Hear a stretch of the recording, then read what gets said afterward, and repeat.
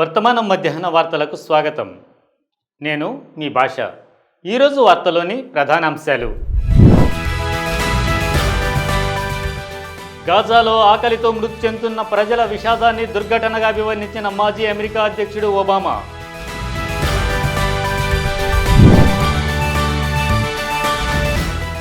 లోక్సభలో ఆపరేషన్ సింధూర్పై ఈరోజు చర్చ. కాంగ్రెస్ ఎంపీలకు 3 డేస్ విప్ జారీ.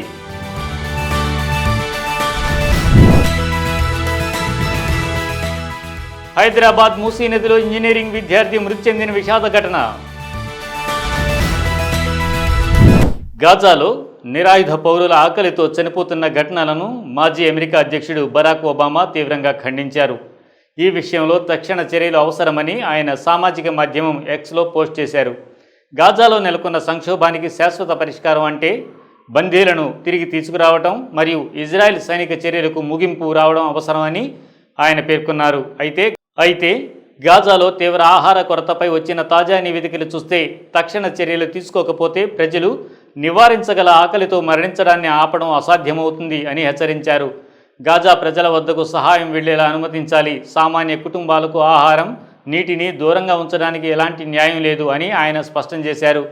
ఐక్యరాజ్య సమితి సహాయ చీఫ్ టామ్ ఫ్లెచర్ కూడా గాజాలో మానవతా విపత్తు తీవ్రంగా కొనసాగుతుందని చెప్పారు. గాజాలో ప్రతి ముగ్గురిలో ఒకరికి గత కొన్ని రోజులుగా తిండి లేదు. తమ కుటుంబాలను పోషించేందుకు ఆహారం తెచ్చే ప్రయత్నంలో ప్రజలు తుపాకీ కాల్పులకు గురవుతున్నారు. చిన్నపిల్లలు ఆకలితో అలమటించిపోతున్నారు. ఇదే మేము అక్కడ ప్రత్యక్షంగా చూస్తున్న వాస్తవం అని పేర్కొన్నారు. అలాగే ఇజ్రాయెల్ ఒక వారం పాటు సహాయాలను విస్తృతంగా పంపేందుకు తీసుకున్న నిర్ణయాన్ని స్వాగతిస్తున్నాం. ఈ చర్యలో భాగంగా ఈజిప్ట్ నుంచి ఆహారం, మందులు, ఇంధనంపై కస్టమ్స్ మినహాయింపులు కల్పించారు. యుఎన్ వాహనాల కోసం రక్షిత మార్గాలను నిర్ణయించినట్లు సమాచారం. నేడు కొంతమేరుగా కదలికలపై నిషేధాలు ఎత్తివేసినట్లు కనిపిస్తోంది.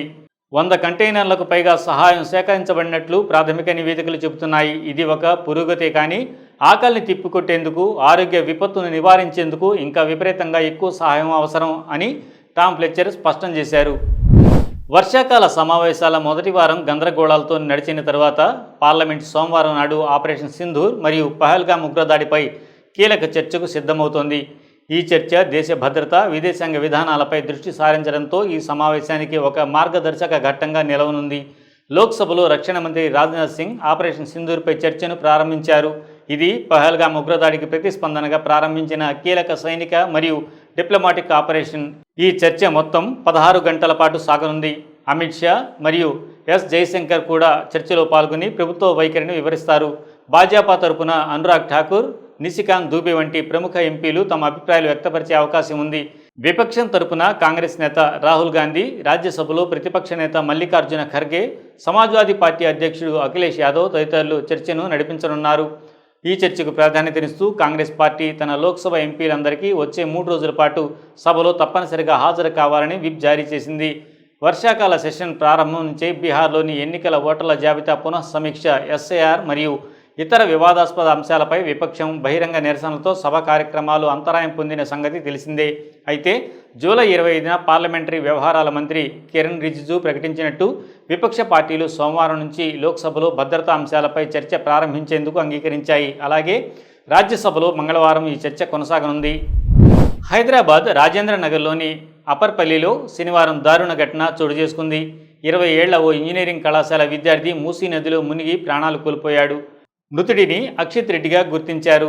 వివరాల ప్రకారం జాగిద్గిరిగుట్టకు చెందిన అక్షిత్ రెడ్డి సెలవు దినం సందర్భంగా మిత్రులతో కలిసి మూసీ నదికి వెళ్ళాడు. నదిలో స్నానం చేయాలని 4 స్నేహితులు నిర్ణయించుకున్నారు. నదిలో అడుగుపెట్టిన వెంటనే అక్షిత్ రెడ్డి జారిపోయి నీటిలో కొట్టుకుపోయాడు. అతన్ని మిత్రులు ఆదుకునే ప్రయత్నం చేసినప్పటికీ అప్పటికే రెడ్డి నీటిలో మునిగి మృతి చెందాడు. పోలీసుల దర్యాప్తు ప్రకారం అక్షిత్ రెడ్డికి ఈత రాదు అని తెలుస్తుంది. పోలీసులు కేసు నమోదు చేసి దర్యాప్తు ప్రారంభించారు. ఈ వార్తలు ఇంతటితో సమాప్తం. మరిన్ని విశేషాలతో మళ్ళీ మీ ముందుంటాం. అంతవరకు సెలవు. ధన్యవాదాలు.